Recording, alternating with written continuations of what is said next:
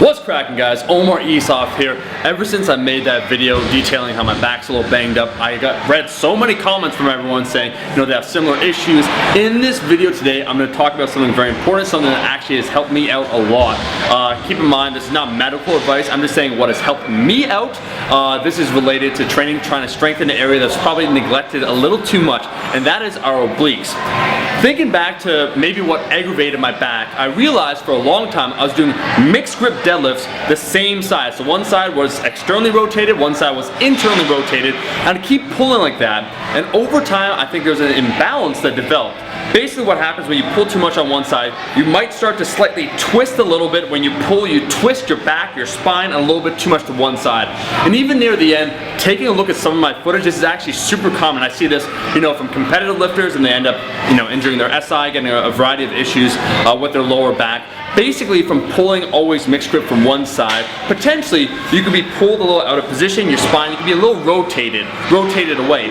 Enter the obliques, the function of the obliques. The main function, one of the functions of the obliques, your side ab muscles right here, is to resist rotation, anti-rotation. So what I needed to do is incorporate more anti-rotation work, more overall oblique work. So that's what I've done recently. That's something that I feel, because I injured one side more in particular, that's what I feel is something that I needed, that a lot of lifters need, that we don't really incorporate, right? We think, oh, okay, we'll train a little bit of abs, maybe we'll do an ab wheel, maybe we'll do some crunches, but we don't do that anti-rotation work. And I think it's highly underrated, especially if you pull with a mixed grip. Same idea when it comes to the bench press. Sometimes we could shift our body weight, our hips get out of alignment, we're not, even. Same idea with the squat. Bottom line is we want the ability to remain in a neutral stance. We want our torso in a neutral, steady, even position. We don't want to be rotated out of alignment any which way, when we're pulling, when we're squatting, when we're overhead pressing, when we're benching. So the obliques are very important for that. In this video, I'm going to show you my 3 favorite movements in order to target our obliques effectively, as it's related to actually doing the big compound movements. Alright, so the first movement is the Pow Lock Press. This is something I've been doing for a while. I actually neglected it for a year. I recommend it for all my clients, but I don't do it myself. This is to even out the obliques, that anti-rotation. Basically what you're doing is you're extending out with your arms as the weight, there's a cable, and it's trying to rotate you the other way. So the oblique has to resist that rotation. You're holding the weight out, your body wants to rotate, but you have to face straight ahead. So your hips are square, you're looking straight ahead, and you're pressing out with your hands. This simulates pretty accurately what you'll experience sometimes with a heavy set of mixed grip deadlifts, right? Once again, you're rotated one side, you're being pulled, or you feel yourself being pulled out of position. It's kind of like practice as you play. So when it comes to the Pow Lock Press, I like to do it lighter. I like to focus on feeling that contraction, making sure I don't rotate with time. You'll feel it, you'll want to rotate, but resisting that rotation is crucial when it comes to every single pretty much compound movement. I think it's highly underrated. So the Pow Lock Press, you want to focus on keeping your core braced and pushing out in a straight line. Keep the weight light and the reps higher in order to target it effectively. The second thing that you want to work on is being able to resist, once again, rotating your hips, rotating at your chest when you walk with a weight. So the second movement that we want to do is a walking, let's call it a suitcase carry, unilateral, so one side in particular. So you're going to hold a heavy weight, strongman, they'll use either farmer walks, they'll use one handle in order to carry a weight. You can use a dumbbell. You're basically just trying to load up one side super heavy, and you're resisting from doing this twist down like so. So you're keeping your body square. You're going to want, when you're walking, you're going to feel yourself being pulled to that side.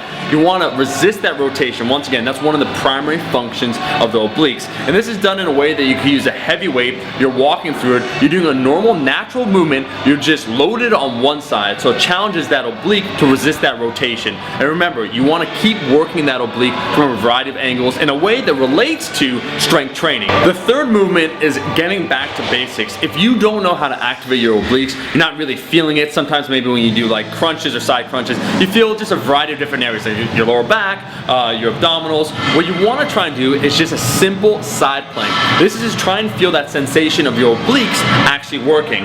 If you can't feel, or if the Pow Lock Press feels just a little bit weird to start, just because you've never done it and you actually don't get sore in that area, same with the farmer's walks, it just feels unnatural. It's time to activate it. It's time to do a lighter movement. Try and do a side plank. You want to hold this for at least 30 seconds per side, work your way up to like 60 seconds or 2 minutes. Once you can do 2 minutes per side, that's more than enough. But this is a good basic test, is a good basic basic exercise in order to try and feel your obliques work. And guys, I've been trying to figure out what's going on with my back. I've heard so many people chime in. I've seen so many lifters, either when they pull mixed grip on the deadlift, in particular, that's the big one. Some people don't have issues when they pull mixed grip.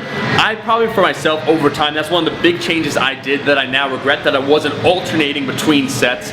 So that's a huge one for me. But basically, working your obliques in a very smart, natural way, right? You're just resisting rotation, which is one of their functions, will help strengthen the obliques and thus strengthen all your movements. If you're relating to what I've said about the mixed grip deadlift, how you feel you get pulled out of position, or if you have SI issues, or maybe just lower back issues, let me know, try out these movements, and let me know how it feels. I find personally when I do this sequence, or a set of sequences for my obliques, my lower back tends to feel a lot better. So it's a staple now of my training to make sure my hips are squared and I'm not rotating when I'm doing movements. I will be solving this slowly but surely. I'm just providing you things that have helped me big time. So do some oblique work in a way that relates to actual strength training. Guys, thank you so much for watching this video. If you liked the video, make sure to like the damn video. I'm coming out with all sorts of brand new content. I've been thinking about things. I'll be seeing all you guys, my rascals, in that next video.